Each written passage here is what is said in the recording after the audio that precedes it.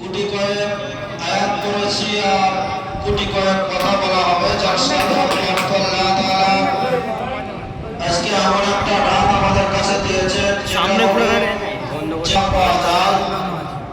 যে ইবাদত করলে হাজার মাস ইবাদত করলে যার সব পাওয়া যায়, তার থেকেও বেশি